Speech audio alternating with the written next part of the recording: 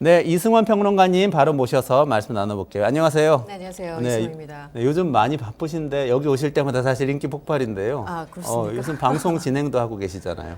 아, 작년 12월, 그러니까 2달 전인데 지난해 12월부터 그 OBS 이승원의 그 월드시사 W라고 네. 국제 프로그램을 진행하게 됐어요. 그전에는 이제 국내 시사 프로그램을 주로 진행했었는데 이번에는 국제 프로그램만 다루는 거여서 예, OBS에서 매주 토요일 저녁 8시니까 여러분들 많은 시청 부탁드립니다. 네, 끝내주는 경제하고는 경쟁사 아닙니다. 네, 우리는 평일 점심시간에 보시고 토요일에는 OBS의 네. 이승원의 월드시사 W 네. 시청해 주시면 좋겠네요. 고맙습니다.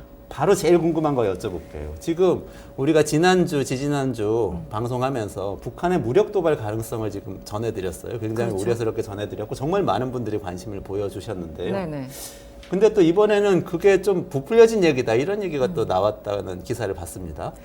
이게 처음에 그 38 노스라는 곳에 이 칼린 그 CIA에서 오랫동안 근무했고 평양에 최소한 북한에 30차례 이상 다녀온 국무부에서도 있었고 북핵 협상의 주요 요인이었던 칼린 연구원과 그 세계적인 핵 물리학 박사죠. 해커 박사. 그 두 분이 이제 11일 날 글을 쓰면서 굉장한 파장이 이어지고 있고 지금도 이어지고 있어요. 그래서 미국 매체뿐만 아니라 뭐 국내 매체 그리고 영국 매체 등등이 여기에 대해서 이제 관심을 보이고 있는 것이죠. 그래서 논박이 계속되고는 있습니다. 지금 이코노미스트 글이 나오고 있는데 지난 18일 날 이코노미스트 이제 제목이 이런 겁니다. 한반도는 여전히 분단돼 있다. 하지만 전쟁 루머가 매우 과장됐다. 이러면서 칼린과 해커 박사의 글 때문에 그 이어진 논쟁들에 대해서 좀 집중하는 그런 글을 실었어요. 그러니까 한마디로 지금 북한의 전쟁 능력이 강화되고 있고 발언이 굉장히 세지고는 있지만 그렇다고 지금 전쟁을 준비하고 있다는 징후를 포착할 수 없다라면서 이제 전문가들을 인용했는데 그 글에 나오는 이제 네덜란드 모 대학의 한 교수는 이런 겁니다. 예를 들면 지금 중국으로부터 여러 가지 지원을 받고 있고 김정은은 경제를 얘기하고 있다. 이런 상황에서 또 일각에서 이제 러시아 쪽에 그 무기를 보내고 있는 그런 상황 등을 언급하면서 지금 김정은이 전쟁을 준비한다는 거는 좀 과장된 것은 아닌가. 여기에 이제 초점을 맞춰서 그 기사가 나온 겁니다. 네.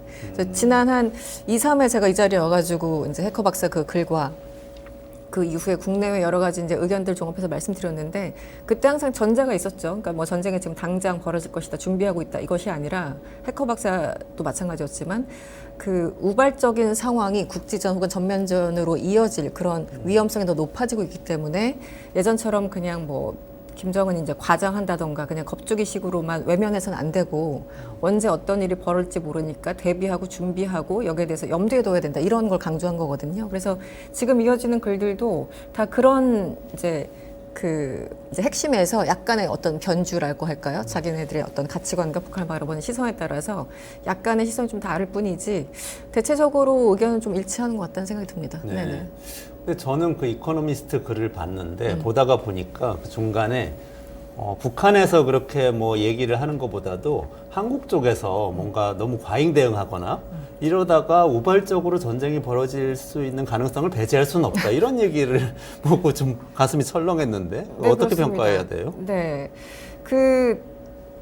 이제 이코노미스트 그 얘기를 한 거예요. 이제 전문가들 인용하면서 지금 이렇게 사람들이 우려하는 것은 북한의 김정은도 당장 그 어떤 원인이 되지만 지금 윤석열 정부에서 너무 강경하게 발언을 하고 있고 어떤 위기를 관리하기보다는 전쟁을 부추길 수 있는 어떤 그런 강경 발언들 그리고 위기를 부추기는 어떤 정책들 이런 것들 때문에 맞대응하면서 어떤 상황이 더 out of control, 그러니까 컨트롤할 수 없는 상황으로 갈 수 있는 것이 아니냐 이런 이제 우려가 굉장히 많은 겁니다. 그래서 그 국내외 전문가들을 인터뷰한 사람들 제가 한 20명 정도 글들을 이렇게 쭉 읽고 있는데 왜냐면 국내 언론에서도 여러 전문가들 이제 많이 인터뷰를 했거든요. 다들 그러게 이제 북한도 문제지만 남한도 걱정해 이런 게 항상 맥락에 깔려 있어요. 그래서 이제 이코노미스트도 아마 이제 그 얘기를 한 것 같고.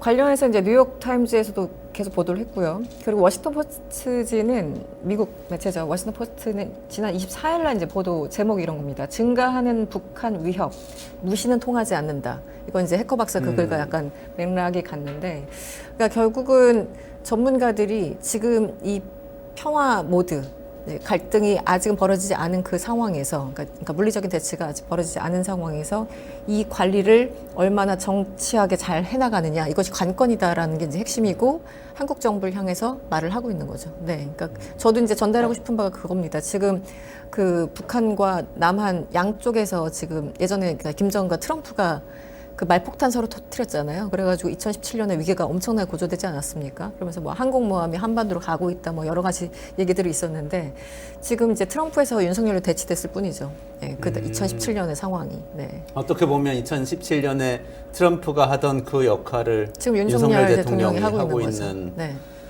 아, 착잡하는데요. 그걸 외국 전문가들도 인정하고 있는 겁니다. 네. 근데 그런 가운데서 사실은 그 우리 주민들, 우리 시민들 불안감이 고조되고 있는 것도 굉장히 큰 문제인데 특히 이제 접경지대에 사시는 분들, 연평도에 사시는 주민들이나 이분들은 굉장히 위협을 느끼고 있을 것 같아요. 최근에 그 참여연대 등 해서 이제 100개 시민 연대, 그 시민단체 연대하고 이제 기자회견을 여셨어요. 그래서 접경 지역에 살고 계신 분들, 수십 년간 거기서 이제 어업을 하시거나 농업을 하시거나 하시는 이제 분들이 기자회견을 했는데 이분들은 해마다 때마다 철마다 이 가장 그 최전선 그 근처에 사시는 분들이기 때문에 우려스러울 수밖에 없어요. 남북 간의 대치 상황이 직접적인 생존과 생계에 영향을 미치잖아요. 그렇죠. 네. 그래서 그날 나오신 분들도 이제 이런 얘기합니다. 연평도 주민이고 어민이신데 박태원 씨예요. 그 2010년 연평도 포격 사건, 제가 이 자리에서도 여러 차례 얘기했고 그 이후에 가장 좀 위험한 상황이 아닌가라고 말씀을 드렸는데 2010년 그 연평도 포격 사건을 이분도 다시 한번 이제 언급하시면서 그 이후에 남북 간에 뭔가, 그러니까 일단 뭔가 발생했을 때 주민들이 어디로 이제 대피할 수 있는 매뉴얼조차가 13년이 지났는데 없다라는 게 아주 기술적으로 일단 말씀 주셨고, 가장 피해를 보는 것은 다른 사람이 아니라 접경 지역에 사는 우리들이다. 생계와 생존에 위험이 있다. 그래서 제발 평화롭게 지금 상황을 관리했으면 좋겠다라고 기자회견을 한 겁니다. 그리고 그 민통선 안에서 농업 그 이제 밭을 가꾸고 논을 가꾸고 하시는 분들이 계시거든요. 이제 밭이겠죠. 그래서 그 강원 철원군에 있는 김용빈 씨 같은 경우는 이제 대표적으로 민간인 통제선 안에서 이제 농사를 지으시는데 이제 그런 얘기를 하시는 거예요. 그 한국 전쟁, 50년에 발발한 한국 전쟁도 갑자기 지금부터 시작해서 한 것이 아니라 그 전에 여러 가지 크고 작은 우발적인 충돌들이 있었고 그것이 누적되다가 결국은 전면전까지 간 거기 때문에 지금 우리가 상황을 관리하지 않으면 해커 박사가 우려했던 대로 1950년대의 상황으로 치닫는 것이 아닌가. 그래서 거기 사시는 분들이 제발 서로 말을 삼가하고 서로를 조금 컨트롤하면서 안정적으로 지내자라고 얘기하고 있고, 또 하나가 이제 그겁니다. 이제 3월이 되면 바람의 방향이 바뀌면서 우리 전단지 살포 때문에 뭐 김여정 나와가지고 아주 난리가 났었잖아요. 몇 년 전에도. 네. 근데 이게 해마다 소위 뭐 이제 북한 주민의 인권을 위해서 접경 지역에서 전단지를 뿌리고 그 활동을 한다고 하는데 이분들이 가장 말리고 있어요. 왜냐면 그때 그 이제 전단지 날리는 그 풍선을 이제 사격을 하게 되면, 북한 쪽에서 포격을 하게 되면 그 총포가 이제 포탄이 이 남측으로 떨어질 수 있잖아요. 그럴 경우 가장 피해를 보는 건 역시 남측에 있는 사람들이고 이분들이 가장 피해를 보는 거예요. 그래서 제발 전단지 살포하지 말아라, 이런 얘기도 함께 이번에 하셨거든요. 그래서 여러 가지 이제 상반기에 조금 뒤에 이제 말씀드리겠지만 전단지 살포 문제가 다시 살아날 수 있고 또 3월에 예정된 한미 연합 훈련도 있고 또 5, 6월에 이제 꽃게잡이 철이 이제 시작되니까 이 상반기에 여러 가지 조금 그 지뢰밭들이 깔려 있다라고 보는 그 시선이 굉장히 많습니다. 네. 아, 진짜 윤석열 대통령이 힘에 의한 평화라는 구호를 내세웠는데 이게 힘에 의한 평화가 뭐 모두에게 평화이면 괜찮은데 누군가 이렇게 평범하게 경제 활동하는 시민한테는 네. 머리 위에서 폭탄이 떨어질 수도 있는 위협이잖아요. 그죠, 정말 그러니까 생존의 위협이죠. 북한을 위협하는 말이 아니고 네. 연평도 주민을 위협하는 말이 될 수도 있다는 거, 이런 거 좀 생각해 주면 좋겠네요.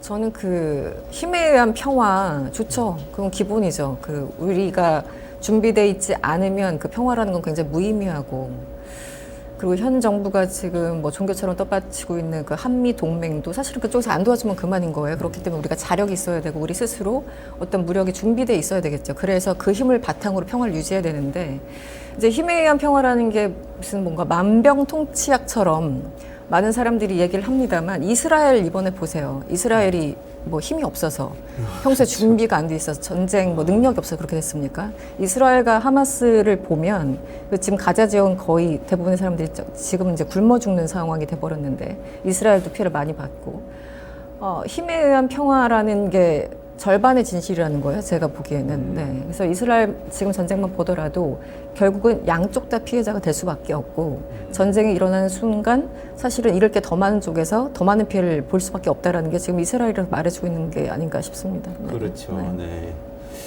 아무리 약해 보여도 끝까지 몰아붙이고 힘을 과시하면 어떻게든 반격할 계기를 찾아 나서게 되고 그렇죠. 거기에 이제 하마스가 그걸 네. 보여준 그런 셈이네요. 그 이스라엘과 하마스 보시면 알겠지만 하마스와 북한의 어떤 전쟁 능력을 한번 비교해 보세요. 북한이 훨씬 더 아이고, 압도적이죠. 상대도 안 되죠. 네, 그러니까 이거는 상상 이상의 피해를 볼 수밖에 없는 거기 때문에 지금 김정은의 워딩도 그렇고 지금 우리나라 대통령의 워딩도 그렇고 양쪽 다 이스라엘과 하마스를 보면서 도대체 무슨 생각을 하는 거지? 이 사람들 정말 이성적인 판단이 가능한 건가? 뭐 이런 생각을 할 수밖에 없죠. 네.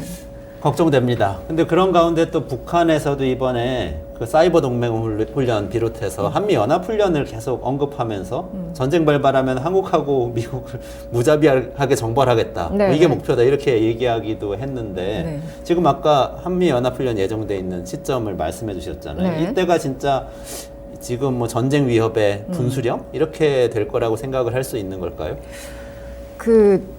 이제 어떤 특정한 시기가 되면 가장 좀 걱정되는 게 이제 특히 3월에 있는 한미연합훈련이 있고 이제 상반기에도 있고 하반기에도 있지 않습니까? 그런데 그 작년인가 재작년인가부터 이게 보통 한미연합훈련을 할 때는 북한이 조용히 있다가 그거 끝난 다음에 본인들이 훈련한다던가 뭔가 도발한다던가 이런 모습을 보였었는데 최근에 들어서는 한미 훈련할 때 그 시기에 맞춰서 북한도 같이 훈련을 하거나 이런 모습들이 보였어요. 그러니까 스케줄이 좀 달라진 거죠. 그래서 정세현 장관 같이 이제 막 북한을 한 40년 이렇게 보신 분들, 50년 보신 분들은 이것도 위험하다라고 얘기를 하시거든요.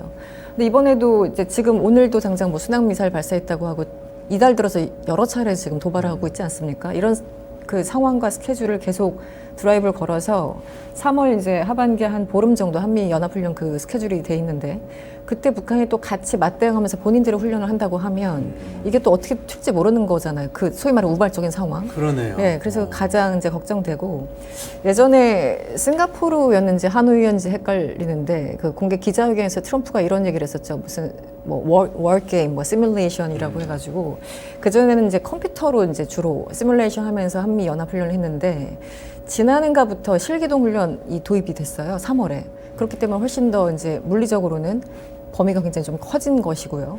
그렇기 때문에 위험성은 그만큼 더 이제 가중되고 있는 이런 상황이어서 3월 한미 훈련 기간에 어떤 컨플릭트가 있을지 좀 우려하는 시선이 일단 있습니다. 그리고 5월, 6월 이제 꽃게잡이 때 우리 연평해전이 99년, 2002년 발생했는데 모두 다 6월이었습니다. 그때가 6월? 이제 둘 다 6월이었습니다. 이제 꽃게잡이가 그 철인데 이제 이 표현을 쓰죠. 언론에서 이제 꽃게들은 어민을 부르고 어민들은 해군을 부른다. 네. 그런 게 실제 벌어졌으니까. 네. 그리고 바다에 무슨 정확하게 선이 딱 그어져 있는 게 아니지 않습니까? 네. 그래서 이제 서로 더 우리 뭐 NLL 위로 올라갔느니 내려갔느니 항상 이런 그 애매한 구간들이 있기 때문에 바다 위에서의 어떤 물리적인 충돌 같은 경우는 뭐 그것도 이미 일어난 거니까 그런 가능성, 그 위험성에 대해서 다시 한번 좀 생각을 해봐야죠. 그래서 관리를 해야죠. 네네.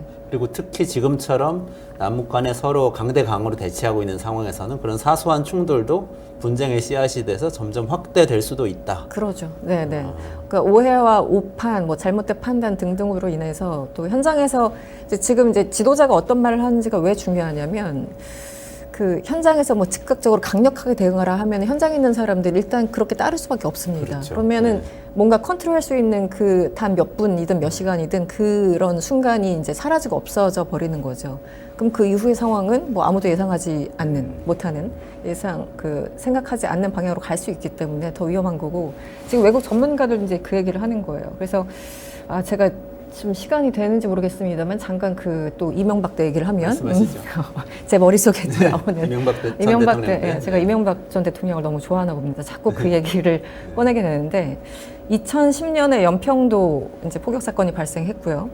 2011년에 오바마와 당시 중국의 후진타오 주석이 정상회담을 엽니다.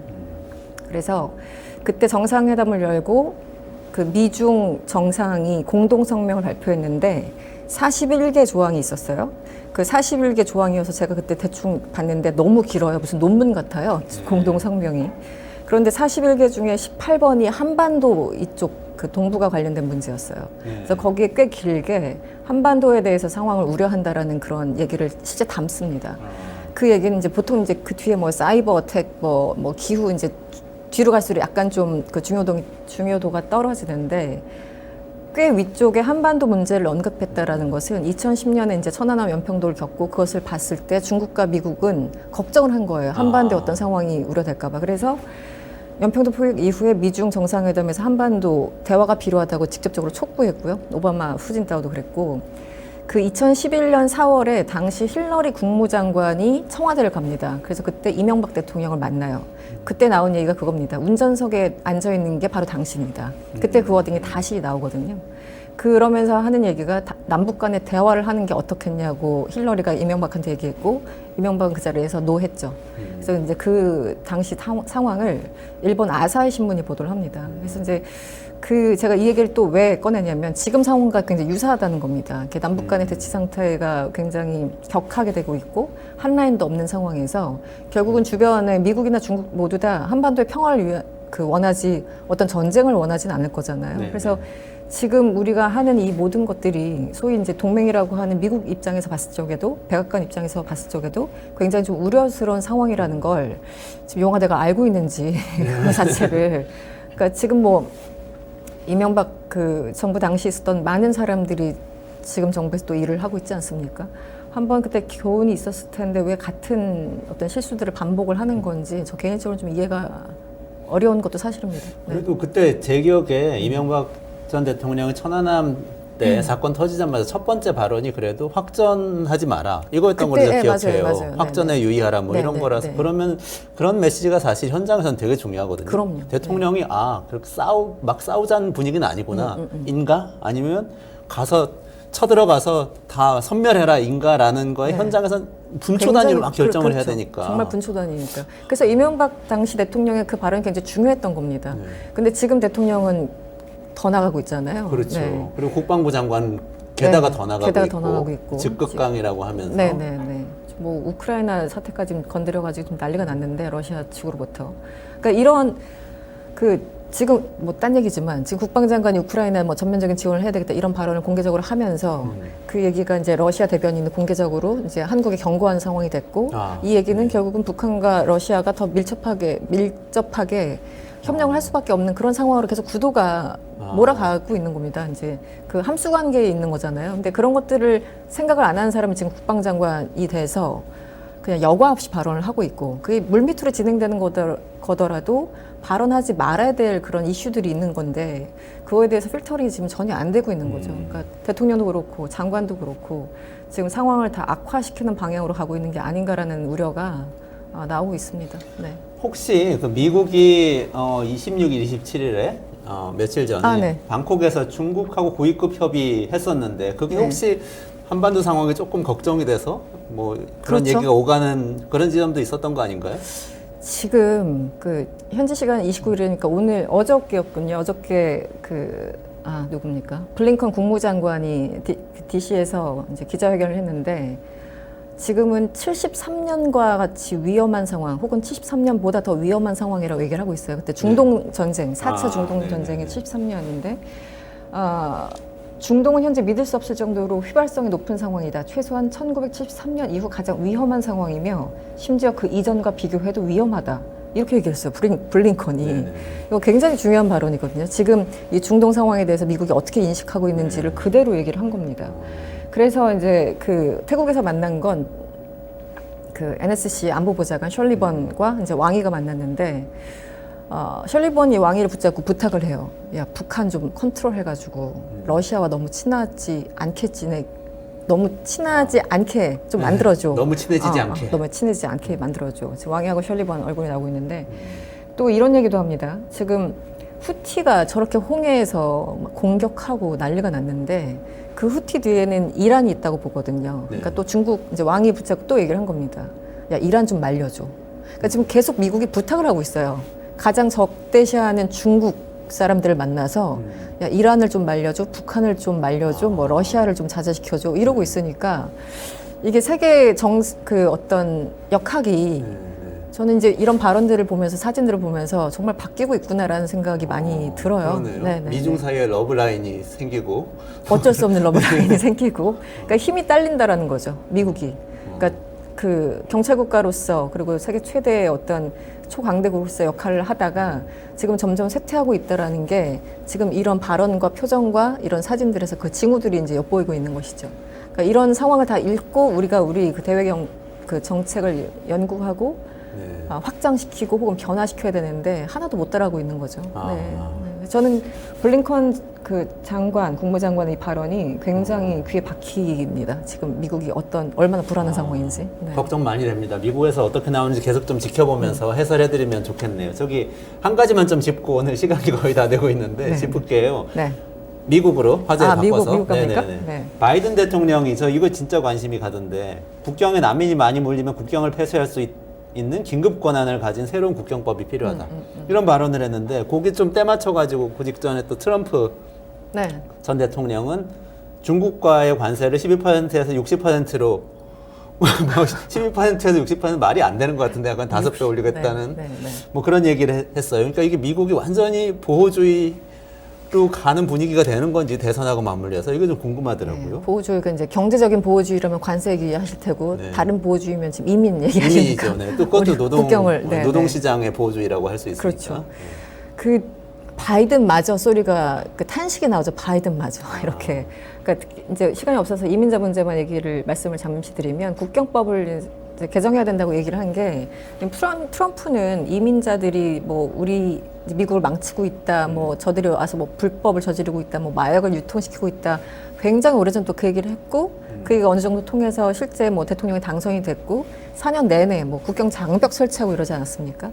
근데 바이든이 어떤 인물이냐면 2021년 1월에 취임하자마자 국경 장벽 그 쌓고 있던 걸 중지시킨 사람이에요. 그래서 우리는 이민자의 나라고 그 다양한 민족들이 섞여가지고 있는 나라다. 원래 그게 우리의 아이덴티티다라고 얘기했던 그 바이든이 선거를 앞두고 이민자 문제가 촉발되자 새로운 국경법이 필요하다고 얘기하니까 사실은 좀 충격적이죠. 기본적인 이제 민주당의 기본적인 입장과 바이든의 기본적인 입장이 저 한 문장으로 아, 저들도 이제 바뀌는구나라는 생각을 하게 돼서 급했구나라는 생각 하나, 그리고 이민자 문제가 정말 유권자들한테 어필을 하는 이슈구나, 두 번째 이런 생각을 하게 됩니다. 그러니까 트럼프는 이제 조롱하고 있죠. 너 아니라며, 뭐 왜 말 바꿨어? 약간 뭐 이러고 있는 건데, 저 얘기를 바이든이 꺼내 들었다는 것은 그만큼 유권자들이 그 정책에 대해서 얼마나 민감하게 반응하고 있는지를 보여주는 단서가 아닌가 싶습니다. 네.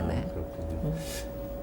오늘 여기까지 해야 될 것 같은데 이승원 평론가님 말씀 들은 것 중에 지금 한반도도 굉장히 문제고 미국의 이민도 문제지만 중동에서 전쟁이 일어날지도 모른다는 얘기를 블링컨 미 국무장관이 했다는 거잖아요. 1973년 확전이 될 수도 있다. 네네. 심각한 상황이다. 그 얘기 조금 이따 이어가지고 최승병 박사고 워커노믹스에서 얘기할 테니까 끝까지 계속 같이 들어봐 주시면 좋을 것 같습니다. 이승원 평론가님은 다음번에 오늘 못한 얘기 또 다음 주 화요일에 나와가지고 해주실 거죠? 네, 멘탈 얘기를 못하고 가는 것 같네요. 아 그러게요. 조금 남은 거. 네. 조금만 기다려주세요, 여러분. 네, 오늘 감사합니다. 고맙습니다. 수고하셨습니다.